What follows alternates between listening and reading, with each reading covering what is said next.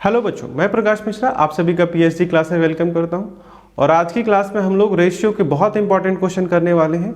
और ये क्वेश्चन सिर्फ क्वेश्चन नहीं होगा, इसके थ्रू आप कुछ कंसेप्ट भी सीखेंगे, कुछ तरीके भी सीखेंगे जिसका हम यूज़ आने वाले चैप्टर्स में करेंगे। तो बहुत अच्छे से इसको समझना है क्योंकि फर्दर इसका नेक्स्ट चैप्टर में यूज़ होने वाला है। ठीक बच्चे, तो पहला क्वेश्चन देखो क्या कहता है। A, B and C spend 80%, 85% and 75% of their incomes respectively.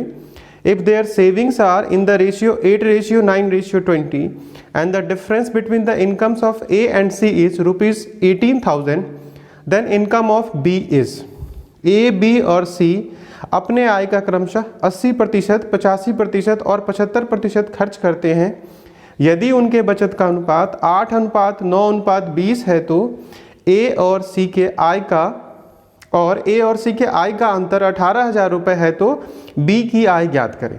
ये क्वेश्चन मुझे 2018 में टीयर 2 में मेंस में पूछा गया है, नहीं। और जो मेरे एमपीएसआई के स्टूडेंट हैं तो उनको घबराने की जरूरत नहीं है, इस तरह का क्वेश्चन आपके पेपर में भी आता है। ठीक है, यदि आप व्यापम के लिए कर रहे हो और थोड़ा यदि इसको आप तैयार कर लेते हैं तो आप फिर बहुत आसानी से उसको कर पाएंगे, तो समझ जाओगे, ऐसा कुछ नहीं है। तो इसको अच्छे से समझना है। तो देखो बच्चे, करते हैं इस क्वेश्चन को। आपके पास क्या होता है बच्चे, आय का। सबसे पहले यदि मैं क्वेश्चन लिख दूं आपको, इनकम बताया गया बच्चे, नहीं आय है अपने पास, इनकम है। सबसे पहले मैं क्वेश्चन लिख देता हूं, ठीक बच्चे। तो इनकम में क्या कहा गया बच्चे, कुछ है इनका इनकम होगा। आय का कितना प्रतिशत बचे जो खर्च करता है, ये जो है जो भी इनका इनकम है उसमें से बचे कुछ खर्च करता था, नहीं। खर्च का अनुपात देखा गया, खर्च का प्रतिशत देखो बच्चे, तो 80% खर्च करता है। किसने बच्चे, ए ने 80% खर्च किया, खर्च एक्सपेंडिचर। और बी ने कितना खर्च किया बच्चे, बी के लिए कहा गया इसने 85% खर्च किया, नहीं। और सी ने क्या किया बच्चे, कितना खर्च किया, 75% खर्च किया। ऐसे खर्च हो रहा है। और जो इनका बचत है बच्चे, यदि खर्च 80%, 85% और 75% हुआ, और यदि मैं इसके सेविंग को निकालूं, यदि मैं इसके बचत को निकालूं, तो बताओ बचत का प्रतिशत कितना होना चाहिए। 80% एक खर्च कर देगा तो बचाएगा कितना बचे, 20%। इसने 85 खर्च कर दिया तो बच्चे बचाएगा कितना, 15%। और इसने 75 खर्च किया तो कितना बचाएगा बच्चे, 25%। बात समझ में आ रही है। 80% यदि कोई व्यक्ति अपने इनकम का खर्च कर लेता है तो उसकी बचत कितनी होने वाली है, 20। और यहाँ बचत कितना बचे, 15। और यहाँ कितना, 25। ऐसा बचत होने वाला है।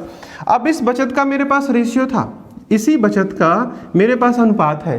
क्या था बच्चे अनुपात, 8:9:20, 8:9:20। समझ पा रहे हो।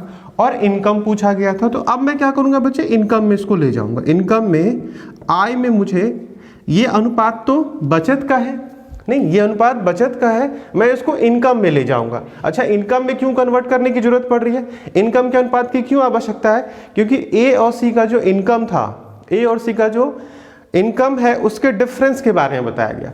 एक्सपेंडिचर के बारे में वैल्यू नहीं है अपने पास, समझ पा रहे। तो हमें इसको इनकम में लेके चलना पड़ेगा। तो कैसे ले जाओगे बच्चे, तो जो भी परसेंट है, जैसे 20% इसने बचाया तो 8 को किससे डिवाइड करेंगे, 20% से। समझ पा रहे। और इस 9 को किससे डिवाइड करेंगे बच्चे, 15% से। और फर्दर फिर हम 20 को किससे डिवाइड करेंगे बच्चे, 25% से। समझ पा रहे हो। ये मुझे इनकम की तरह लेके चला जाएगा, ए, बी और सी का। अब जरा सिंप्लीफाई करो, देखो परसेंट, तीनों परसेंट कैंसिल हुआ बच्चे। 5 से काटो, 4 बार में जा रहा है, 5 से ये 3 बार में गया, 5 से ये 5 बार में गया। रेशियो में इस तरीके से आप काट सकते हैं, तीनों का नीचे और तीनों का ऊपर वाला नंबर काटा जा सकता है। फर्दर एक बार और इसे हम काट सकते हैं, 4 से बच्चे 2 बार में जाएगा, 3 से ये 3 बार में जाएगा, और 5 इसको 4 बार में काट लेगा। समझ पा रहे हो। तो मुझे मिला क्या बच्चे, 2:3:4, 2:3:4। ये क्या आया बच्चे, तो ये इनकम आ गया, ये इनकम आया, ये आय आ रहा है। इसमें रेशियो कैसा है बच्चे, 2:3:4। समझ पा रहे हो। अब देखो 2:3:4 में ए का इनकम कितना है, 2 अनुपात, और जो सी है उसका इनकम कितना बच्चे, 4 अनुपात, 2 अनुपात और 4 अनुपात। तो इन दोनों के बीच का जो डिफरेंस होगा, यदि हम इन दोनों के बीच का अंतर निकाल लें, यदि हम इन दोनों के बीच का डिफरेंस देख लें बच्चे, तो डिफरेंस कितने का है, अनुपात में अंतर बताओ। यहाँ 2 अनुपात और यहाँ 4 अनुपात, 2 अनुपात और 4 अनुपात में, 2 रेशियो और 4 रेशियो में कितने का डिफरेंस होता है, 2 रेशियो का। तो ये 2 रेशियो का है। समझ पा रहे, 2:2 अनुपात। और इसके लिए आपको क्वेश्चन में क्या कहा गया बच्चे, ये कितना था, ये 18,000 था, ये जो 2 अनुपात है वास्तव में दोनों के बीच का अंतर कितना था बच्चे 18,000। तो यहाँ से 1 अनुपात की वैल्यू नहीं निकाल सकते हो आप, निकाल सकते हो 2 अनुपात यदि 18,000 होता है 18,000 होता है तो 1 अनुपात कितना हो जाएगा बच्चे 9,000। समझ पा रहे। अब आपसे पूछा क्या गया, आपसे पूछा गया जो बी का इनकम है वो बताओ। तो बी का इनकम कितना अनुपात है बच्चे 3 अनुपात, 3:B का इनकम है। तो इस 3 अनुपात की वैल्यू नहीं बता सकते हो। 1 अनुपात यदि 9,000 होता है तो 3 अनुपात कितना हो जाएगा, 3 को किससे गुणा करेंगे 9,000 से और कितना आएगा बच्चे 27,000। ये मेरा आंसर है। समझ पा रहे, तो बड़े आसानी से इस क्वेश्चन को कर सकते हो। तो यहां तक तो मेरा बच्चे क्वेश्चन था। आपको पेपर में देखो ये स्टेप नहीं लिखना, आपको सर आपने बड़ा कर दिया, नहीं, आपको बस ये 2 स्टेप लिखने हैं। आप जब पेपर में क्वेश्चन करेंगे तो बस आपको इतना करना है, ये रेशियो आपको क्वेश्चन का पार्ट है, इसको डिवाइड करना था उसके सेविंग से। नहीं, कई बार समझाने की वजह से पूरा प्रोसेस लिखना पड़ता है। समझ गए। अच्छा, मन में ये हो रहा होगा कि इनकम ये कहाँ से आ गया। नहीं, ये तो बच्चे एक ट्रिक की तरह हो गया कि 8/20 कर देंगे। तो जरा इसको समझ लो कि मैंने इनकम को फाइंड करने के लिए 8/20% क्यों किया, 8/20% क्यों किया, जरा इसको समझ लेते हैं। हाँ, इसको मैं एक्सप्लेन कर देता हूँ। पेपर में आपको ऐसे ही करना है, लेकिन ये हुआ क्यों इसको मैं जस्टिफाई करता हूँ। तो देखो बच्चे ये कहाँ से आया, इसको जरा और समझ लो। आंसर अपना हो चुका है, 27,000 इज आंसर। और इसमें कौन सा ऑप्शन होने वाला है बच्चे, ये बी ऑप्शन है। इसमें डेसिमल लगा हुआ है, मिस्टेक है, वो 27,000 होना चाहिए और इसका आंसर क्या होगा बच्चे, बी होगा। ठीक है, इसका आंसर बी है। अब मैं थोड़ा आपको और बेसिक समझाता हूँ कि ये डिवाइड क्यों हुआ। नहीं, थोड़ा इसका कंसेप्ट को समझ लें। तो देखो इसको जरा हम लोग समझ लें। तो जो ए था बच्चे, नहीं, ए के लिए क्या कहा गया, ए के इनकम को ए मान लो थोड़ी देर के लिए। नहीं, ए के इनकम को मैं ए मान लेता हूँ। ए का जो इनकम है, ए की आय को ए मान लो। तो बच्चे वो कितना प्रतिशत खर्च करता है, 80%। नहीं, 80% उसने खर्च किया। ए को मैं, ए की जो आय है, ये मैं बस आपको समझा रहा हूँ, ए की जो आय है बच्चे मैंने उसको ए मान लिया। तो ए ने यदि 80% खर्च कर दिया तो बचाया कितना बचे, 20%। तो जो ए की आय है, ए उसकी 20% बच्चे बचत हो रही है। ए की आय का 20% बचा लिया और इस बचाने के लिए उसने कौन सा रेशियो दिया क्वेश्चन में बच्चे, 8 अनुपात। समझ पा रहे, ये जो 20% बचत हो रही है वह 8 के बराबर है, 8 के इक्वल है। समझ पा रहे हो। अब यदि मैं ए को फाइंड करूंगा तो ए कितना हो जाएगा बच्चे, 8/20% नहीं लिखोगे यहाँ। ए क्या था, ये तो इनकम है। तो ए को फाइंड करने के लिए यहाँ का जो भी वैल्यू हो तो डिवाइड में ही आएगा। तो इनकम को फाइंड करने के लिए हम लोग क्या कर रहे हैं, जो भी सेविंग था उसका परसेंट से हम डिवाइड कर रहे हैं। इज इट क्लियर बच्चे, समझ में आ रहा है। तो हमें क्या करना था बच्चे, ए का ये 8 अनुपात का खर्च है, ये 20% का उसका था बच्चे। तो 20% से हम लोग बचत कर रहे थे और ये उसके बचत का अनुपात है। समझ पा रहे। तो इस तरीके से हम लोगों ने इसको किया, 8/20 करेंगे, फिर ऐसे ही 9/15 कर देंगे। इज इट क्लियर बच्चे। आओ नेक्स्ट क्वेश्चन करते हैं। अगले क्वेश्चन को देखो बच्चे। नेक्स्ट क्वेश्चन क्या कहता है आपसे, x और y के मासिक आय का अनुपात 5:4 है और उनके मासिक खर्च का अनुपात 9:7 है। यदि y की आय x के खर्च के बराबर है तो x और y के बचत का अनुपात ज्ञात करें। ठीक बच्चे। The ratio of monthly incomes of x and y is 5:4 and that of there monthly expenditure is 9:7। If the income of y is equal to the expenditure of x, then what is the ratio of the savings of x and y? Ratio saving का आपसे पूछ रहा है। तो देखो बच्चे हमें क्या पता है, बहुत ही आसान क्वेश्चन है और ये क्वेश्चन 2020 में CGL Tier 2 में आया है। नहीं, और ये 1 सेकंड का क्वेश्चन है और मेंस के पेपर में पूछा गया है। समझ पा रहे। तो आपका कंसेप्ट अच्छा हो तो बड़े आसानी से कर सकते हो। तो देखो बच्चे कैसे करते हैं इस क्वेश्चन को। मुझे x और y का इनकम पता था, इनकम और आय पता था। क्या था बच्चे, इसके लिए क्या कहता है, ये रेशियो है 5:4। It is 5:4। समझ पा रहे। जो एक्सपेंडिचर है बच्चे उसको देखते हैं। एक्सपेंडिचर यानी कि व्यय जो खर्च हो रहा था, इसके अनुपात को देखो बच्चे, ये कैसा है, तो 9:7। ठीक बच्चे, ऐसा था। अब इसमें एक बात और कही गई। एक बात ये है इसमें कि y का जो आय होता है, जो y है, आय की बात करें बच्चे, तो y की जो आय है वो किसके बराबर है, x। y की आय x के खर्च के बराबर है। जो y है इसका इनकम, इनकम किसका बचे, तो y का, और खर्च किसका बचे, तो x का। समझ पा रहे, ये जो आई था, ये जो आई है वाई का, और जो खर्च है किसका बच्चे, एक्स का, ये इन दोनों का रेशियो हमें पता है कि ये दोनों क्या बच्चे, बराबर है। इनको बराबर होना चाहिए, अनुपात एक और एक दोनों को सेम होना चाहिए। समझ पा रहे, ऐसा क्वेश्चन है, अभी तक मैंने क्वेश्चन लिखा है। तो मेरा टारगेट क्या था बच्चे, जो आई है, इनकम है, इनकम कितना था इसका, 4 अनुपात। यदि हम वाई के आई की बात करें तो यहाँ क्या है बच्चे, ये 4 दिख रहा है मुझे, नहीं। यदि आई की बात करें वाई के लिए तो 4 अनुपात, और यदि हम खर्च की बात करें एक्स का तो ये कितना है बच्चे, 9 अनुपात। देखो यहाँ 9 है, और दोनों को होना क्या चाहिए था, बराबर। क्वेश्चन कह रहा है कि दोनों को इक्वल होना चाहिए। रेशियो में ये इक्वल नहीं है तो इसको इक्वल बनाना पड़ेगा। कैसे बनाओगे बच्चे इसको, तो 4 और 9 को इक्वल कैसे बना सकते हैं, इसको 9 से मल्टीप्लाई कर दो और इसको 4 से मल्टीप्लाई कर दो।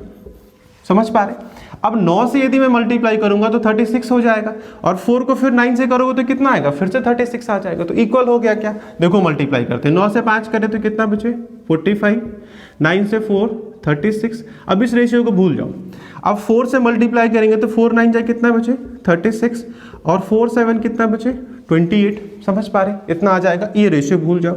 अब देखो जो हम लोगों ने मल्टीप्लाई किया था वो अपना रिजल्ट लेके आया क्या, तो देखो यहाँ भी 36 और यहाँ भी 36, दोनों में 36 आ गए। आपसे क्वेश्चन भी कह रहा था कि आई जो इनकम होता है वाई का, वो खर्च होना चाहिए किसका, एक्स का। तो देखो आपने इक्वल कर लिया, तो आपने किया क्या बच्चे, एक बार सिर्फ मल्टीप्लाई कर दिया। तो रेशियो के बेसिक क्लास में मैंने आपको इस बेसिक के बारे में बताया था, किसी भी रेशियो को आप मल्टीप्लाई कर सकते हो किसी भी कॉमन नंबर से, हाँ, लेकिन दोनों को करना पड़ेगा। यदि मुझे इसको चेंज करना था तो ऐसा नहीं था कि मैंने इसको मल्टीप्लाई किया इसको छोड़ दिया, दोनों को एक साथ करना पड़ेगा। तो इस तरीके से हम लोगों ने इस बात को बना लिया। ये जो दूसरी बात इस लाइन में थी उसको हम लोगों ने पूरा कर लिया।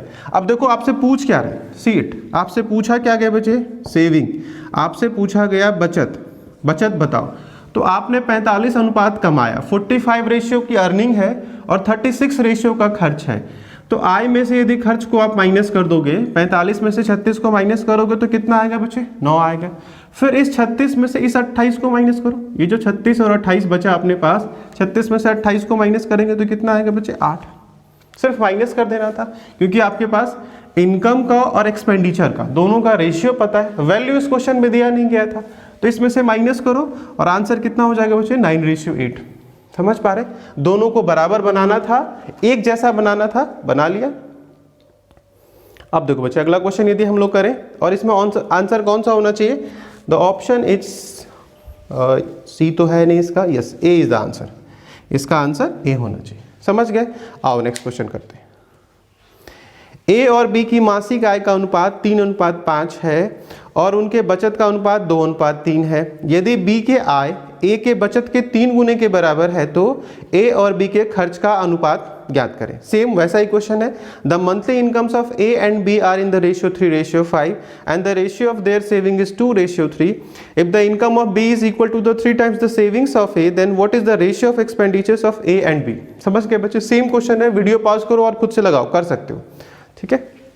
फिर मैं कराता हूँ, ठीक बच्चे। देखो करते हैं इस क्वेश्चन को। ए और बी का मासिक आय, इनकम पता है मुझे, इनकम पता होता है, इनकम आय दिया गया, और किसका आय दिया गया बच्चे, तो ए और बी का। यहाँ ए रख लो, यहाँ बी रख लेते हैं। कैसा रेशियो था, 3:5, ऐसा कह रहा है। फिर और क्या दिया बच्चे, उनके बचत का। इस बार सेविंग का रेशियो है मेरे पास, इस बार सेविंग का और बचत का अनुपात दिया गया, और इस अनुपात के लिए कहा गया बच्चे क्या है, 2:3। समझ पा रहे हो, सेम वैसे ही करेंगे जैसे अभी किया था, ठीक बच्चे। उनके बचत का अनुपात 2:3, ठीक है। अब एक और बात इसमें कहेगी, जो दूसरी बात है उसको जरा समझो। एक और बात क्या है बच्चे, तो बी की आय जो है, यदि बी देख ले, बी की आय, ठीक है, समझाने के लिए मैं लिख रहा हूं, इसको लिखने की आवश्यकता नहीं है। बी की आय और ए का बचत, ए का बचत, बी की आय और ए की बचत में एक रिलेशन था। कैसा रिलेशन था बच्चे, तो जो बी की आय होती है वो ए के बचत का 3 गुना, यानी कि ए का बचत 1 मान लोगे तो इसको कितना होना चाहिए, 3, ऐसा होना चाहिए। जो बी की आय है वो ए की बचत का 3 गुना होना चाहिए, यानी कि इसको 1 और इसको 3 होना चाहिए, ऐसा होना चाहिए। समझ पा रहे हैं, तो इस रेशियो को देखो है क्या फिलहाल, अभी हो सकता है पहले से हो। तो देखो बच्चे यहाँ 5 है और यहाँ क्या है, 2 है क्या। यदि ए की बचत की बात करें तो यहाँ 2 बैठा हुआ है और यहाँ क्या बैठा है बच्चे, 5, 2 और 5 है। तो आप मुझे बताओ 2 का 3 गुना होता है 5 या नहीं होता, 2 का 3 गुना 5 नहीं होता, तो 3 टाइम्स रेशियो नहीं था, 3 टाइम्स रेशियो बनाना पड़ेगा। कैसे बनाओगे? इसको सिंपल बनाने का तरीका है, यदि आपको किसी डिजायर्ड रेशियो में जाना है तो आप सबसे पहले इक्वल करो। यदि आपको 1 और 3 गुना बनाना था, चाहे जो भी रेशियो बनाना हो, तो पहला काम होता है इसको इक्वल करना। इस 5 को बचे यदि मैं 2 से गुना कर दूं तो 10 हो जाएगा, इस 2 को यदि मैं 5 से गुना कर दूं तो 10 हो जाएगा। नहीं, दोनों को बराबर बना लिया, पहला काम बराबर करने का। फिर जब जो चाहिए आपको उसके अकॉर्डिंग, अब b को मुझे क्या करना था बच्चों, देखो b की i को 3 रेशियो रखना था। अब मुझे b के i को 3 गुना बनाना है, तो b तो यहाँ है, b की i इस जगह पे है, तो इसको मैं 3 से गुना करूंगा। समझ पा रहे हो? और फिर a की जो बचत है वो 1 रेशियो चाहिए था, a की बचत का 1 रेशियो, तो यहाँ जो बचत है इसको फिर किससे मल्टीप्लाई करोगे बच्चे? 1 से। बात समझ पा रही? यहाँ थोड़ा एक काम और करना था, इक्वल करेंगे फिर बराबर करेंगे। तो देखो फाइनली रेशियो कैसा आया।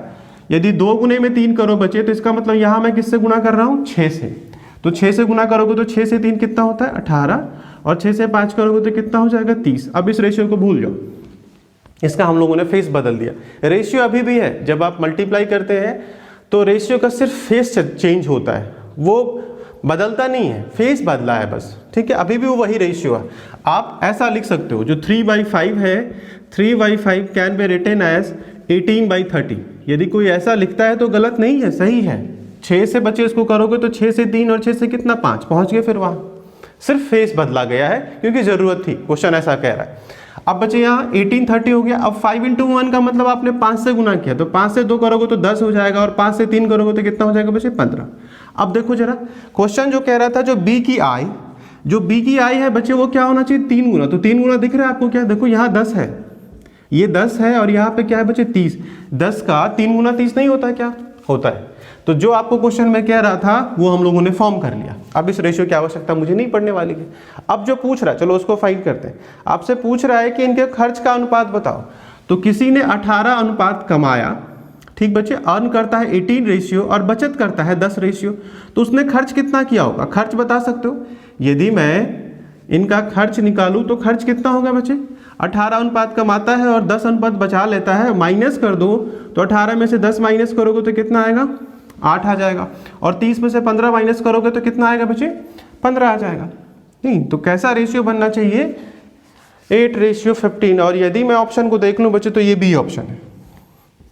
ठीक है, ये खर्च था तो माइनस कर रहे हैं, आय में से बचत को माइनस कर दोगे तो अपना खर्च आ जाएगा। तो यहाँ आपसे खर्च का रेशियो पूछा गया था, समझ पा रहे? तो देखो ये Tier 2 का क्वेश्चन है, वो भी 2020 रिसेंट में पूछा गया है। नहीं, और कितना आसान है। आपको समझाने के लिए मुझे थोड़ा समय लगा, अदरवाइज आप खुद से करोगे तो 5 से 10 सेकंड सफिशिएंट है। 10 सेकंड से ज़्यादा नहीं लगना चाहिए इस क्वेश्चन करने में। नहीं, चलिए एक और क्वेश्चन करते हैं।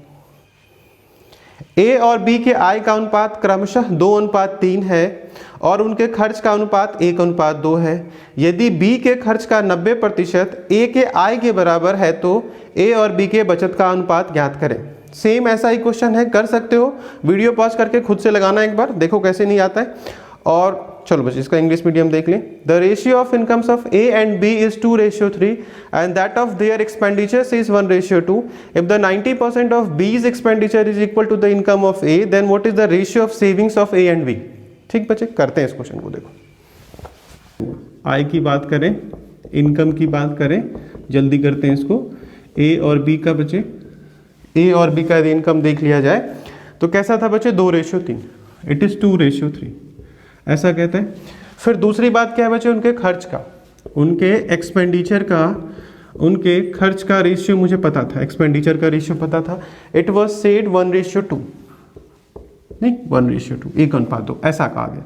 ठीक बच्चे, एक और बात इसमें कही गई, दूसरी बात जो बहुत इंपॉर्टेंट है, बी के खर्च का 90%। अब देखो बी का खर्च ऐसे लिखते हैं, बी का खर्च का अनुपात और किसका बच्चे? ए के आय का, ए की आय। इस दोनों में देखो क्या रिलेशन है। ये कहा गया जो बी के खर्च का जो 90% है वो ए के आय के बराबर है। नहीं, ये लाइन थोड़ा अच्छा है। तो बी के खर्च का 90%, तो किसी का भी मुझे यदि परसेंट निकालना हो और रेशियो में जाना है तो सबसे अच्छा है 100 मान लो। तो यदि बी के खर्च को 100 मान लिया गया तो ए की आय कितनी हो जाएगी बच्चे? 90 हो जाएगी। नहीं, क्वेश्चन पढ़ो, बी के खर्च का 90%, तो यदि मैंने बी के खर्च को 100 मान लिया तो इसका 90% कितना होगा बच्चे? 100 का 100 का 90% कितना होता है? 90 होता है, इसीलिए तो माना था 100।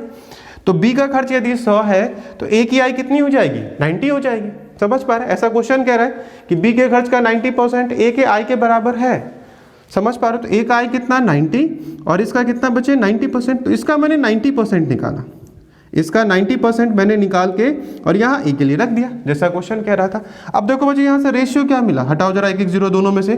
तो मुझे रेशियो कैसा मिल रहा है? यहाँ का रेशियो बच्चे है 10 रेशियो, यहाँ का रेशियो कैसा आ रहा है? 10:9। समझ पा रहे? तो ढूंढो पहले बी का खर्च है कहाँ। तो बी का खर्च बच्चे यहाँ बैठा हुआ है, बी का खर्च ये है, सॉरी बी का खर्च यहाँ 2 बैठा हुआ है, ये है बच्चे बी का खर्च। ठीक है, उसको मुझे कितना बनाना है? 10 बनाना है। Is it clear? अब बच्चे ए की आई 9 अनुपात, ए की 9 अनुपात का मतलब क्या बच्चे? ये ए की आई जो है ये मुझे 9 अनुपात बनाना, तो यहाँ बच्चे 2 बैठा हुआ है ए की आई। समझ पा रहे हो? तो दोनों देखो पहले से बराबर है। इससे पहले वाले क्वेश्चन में मैंने आपको क्या कहा था? पहले बराबर कर लो और फिर उसके बाद उसको मल्टीप्लाई करो। इस क्वेश्चन में पहले से वो बराबर है। कई बार ऐसा भी हो सकता है कि यहाँ आपको 10 मिल जाए और यहाँ 9 मिल जाए, तो फिर आपको कुछ नहीं करना। समझ पा रहे? यदि मुझे यहाँ पहले से ऑलरेडी इस प्लेस पे 10 मिलता और इस प्लेस पे यदि 9 का अनुपात मिल जाता तो फिर बड़ा सरल था, फिर आप सीधा माइनस करते। समझ पा रहे? तो यहाँ इक्वल उन्होंने खुद से करके दे दिया तो अपना काम और सरल हो गया। इस बार इक्वल करने की आवश्यकता नहीं है, सिर्फ मल्टीप्लाई करने की आवश्यकता है। तो देखो कैसे करेंगे। अब मुझे क्या करना था? देखो बच्चों, तो ए की जो आई है वो कितनी है? 9। ए की आई के लिए कौन सा है बच्चे? 9 बराबर तो पहले ही है, ए की आई तो यहाँ बैठा है, तो यहाँ 9 से मल्टीप्लाई करो। अब देखो जो बी का खर्च है, बी का खर्च कितना है बच्चे? 10, और खर्च वाला लाइन ये है, ध्यान रखना यहाँ बहुत मिस्टेक होता है। जो बी का खर्च है बच्चे वो कितना है? 10, यानी कि बी का खर्च जो ये 2 था, नहीं इसको मुझे क्या बनाना है बच्चे? 10, और इस बार मैं इसको किससे मल्टीप्लाई करूंगा? 10 से। यदि पहले से इक्वल है तो फिर आपको कुछ भी नहीं करना बच्चे, उसी नंबर से 9 से यहाँ कर देंगे और 10 से यहाँ कर देंगे खर्च में। समझ गए? अब जरा मल्टीप्लाई करो, देखो कितना आता है। 9 2 जा करो तो कितना? 18, 9 3 जा 27, 10 से 1 और 10 से 2। समझ पाए? अब ये जो मल्टीप्लाई से वाला रेशियो था इसको छोड़ दो, अब अपने पास ये बचा 18 27। अब मुझे क्या चाहिए था बच्चे? सेविंग चाहिए था। क्वेश्चन पूछ रहा है सेविंग बताओ, बचत बताओ, बचत का अनुपात चाहिए। सेविंग में पूछ रहा है, लेट मी चेक इट। ए और बी के बचत का अनुपात, यस। देखो अब कोई 18 अनुपात कमाता है और उसने 10 अनुपात खर्च कर लिए, तो बचाया कितना होगा बच्चे? 8। नहीं, आप 18 रुपए कमाओगे और 10 रुपए खर्च कर दोगे तो बचाओ कितना? 8 ही बचाओगे। आपने 27 कमाया, आपने 27 का अर्न किया और 20 एक्सपेंड कर दिया, तो बचाया कितना बचे? 7। The ratio is 8:7। It will hardly take 5 to 10 seconds. समझ पा रहे? और आंसर कौन सा होना चाहिए बच्चे? सी होना चाहिए। तो आप एक पैटर्न देखिए, जो लोग सीजीएल का प्रिपरेशन करते हैं उनको लगता है नहीं सीएचएसएल नहीं देखना चाहिए, तो ये क्वेश्चन सीएचएसएल में आया है 2019 में, और इससे पहले जो क्वेश्चन मैंने कराया था वो सीजीएल टीयर 2 मेंस में आया हुआ है, इसी पे बेस्ड था। तो यदि आप एसएससी का प्रिपरेशन करते हैं तो आपके लिए सीएचएसएल भी बहुत इंपॉर्टेंट है, सीपीओ भी बहुत इंपॉर्टेंट है और सीजीएल है। समझ पा रहे? इन सब पे आपको कमांड करनी पड़ेगी। एसएससी अपने क्वेश्चन को रिपीट करता है, वो क्वेश्चन अपने को रिपीट करता है, अपने ही क्वेश्चन पूछता है, हाँ चेंजेस ला देता है, समथिंग चेंज करता है, उसमें नंबर वाइज चेंज करेगा, एक लाइन और ऐड करेगा। तो जो प्रीवियस ईयर क्वेश्चन है वो बहुत इंपॉर्टेंट है आपके लिए। और कौन सा इंपॉर्टेंट है? रिसेंट का। जैसे अभी 2022 में जो पेपर होने वाला है उसके लिए 2021, 2020 ये सारे इंपॉर्टेंट हैं। तो आप जब प्रीवियस ईयर लगाएं तो ये नहीं कि 2001 का लगाओ, वेस्ट है वो, क्योंकि आज से 20 साल पहले जो पैटर्न था उस पैटर्न में आज का क्वेश्चन आएगा कि नहीं आएगा इसकी कोई गारंटी नहीं है। हाँ, इसकी गारंटी है कि 2020 में और 21 में जिस तरह का क्वेश्चन आ रहा है उस तरह का क्वेश्चन अब रिसेंट आ सकता है। तो आपको रिसेंट से शुरू करना है। जब आप प्रीवियस ईयर स्टार्ट करें तो आप जस्ट उससे पहले वाले से शुरू करें, जिससे आपको करंट ट्रेंड पता चलेगा। ठीक बच्चे, समझ पा रहे? चलो एक और क्वेश्चन करा दिया जाए आप लोगों को। यस, पी और क्यू के आय का अनुपात 5:6 है। प्रत्येक 200 रुपये प्रति माह बचत करता है और उनके खर्च का अनुपात 3:4 है, और क्यू की आय ज्ञात करें। The incomes of two persons P and Q are in the ratio of 5 and 6. If each of them saves ₹200 per month, then the ratio of their expenditure is 3:4. Find the income of Q. ठीक बच्चे, समझ पा रहे हो? करो इस question को try और देखो कैसे करते हैं। ठीक बच्चे, ये क्वेश्चन मैं आपके होमवर्क के लिए छोड़ रहा हूँ, अब टाइम हो चुका है तो अगली क्लास में हम लोग फिर से मिलते हैं, और आज की क्लास को आप लोग ज़्यादा से ज़्यादा शेयर करें और बेल आइकन को भी प्रेस कर दें, जिससे कोई वीडियो मैं अपलोड करूं तो आपको वीडियो मिल जाए। और मैं कोशिश कर रहा हूं अपने एंड से कि हर दिन आपको एक मिल जाए। तो 8 बजे का टाइम अपना फिक्स मान के चलो कि जिस दिन भी आपको मिलना होगा 8 बजे आपको डेली एक वीडियो मिल जाएगा, एक क्लास आप लोगों को मिल जाएगी। मैं ऐसा कोशिश कर रहा हूँ, कई बार हो जाता है, कई बार नहीं हो पाता है, ठीक है। तो मैं इस टारगेट में हूँ। तो ईच एंड एवरी डे आपको 8 बजे चेक कर लेना है कि एक वीडियो 8 बजे में, तो 8 PM की बात हो रही है, नाइट की बात हो रही है, ठीक बच्चे। दिन में किसी भी तरीके से मैनेज हो जाता है तो आप लोगों को क्लास दे दी जाएगी। ओके बच्चे, अगली क्लास में हम लोग मिलते हैं। Thank you.